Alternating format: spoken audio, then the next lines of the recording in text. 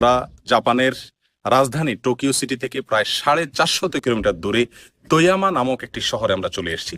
অসাধারণ সুন্দর একটি শহর, আল্লাহ সুবহানাহু ওয়া তাআলার অপরূপ সৃষ্টি। এবং আল্লাহ সুবহানাহু ওয়া তাআলা মানুষকে যে মেধা দিয়েছেন, সেই মেধা দিয়ে তারা সুন্দর করে এই দেশটিকে সাজিয়েছে, বরং গোটা বিশ্বকে তারা সাজানোর জন্য আপ্রাণ চেষ্টা করে যাচ্ছে। আল্লাহর এই যে অপরূপ সৃষ্টি, এটা দেখে চিন্তা করা, ভাবনা করা, গবেষণা করা এবং এটা দেখে আল্লাহ সুবহানাহু ওয়া তাআলার অস্তিত্বকে বোঝা, এটা মুমিনের ঈমানের দাবি। আল্লাহ সুবহানাহু ওয়া তাআলা কোরআনে কারীমের ভিতরে উলুল আলবাব বা জ্ঞানী লোকদের কথা বলতে গিয়ে বলেছেন, আল্লাযীনা ইয়াযকুরুনাল্লাহা কিয়ামান ওয়া কুউদা ওয়া আলা জুনুবিহিম, যারা দাঁড়িয়ে বসে শুয়ে সর্বাবস্থা আল্লাহর কথা স্মরণ করে, ওয়া ইয়াতাফাক্কারুনা ফি খালকিস সামাওয়াতি ওয়াল আরদ, আল্লাহর সৃষ্টি নিয়ে যারা চিন্তা করে, গবেষণা করে, কল্পনা করে এবং সেখান থেকে আল্লাহর অস্তিত্বকে আবিষ্কার করে এবং বলে সুবহানাক, আল্লাহ আপনি পবিত্র,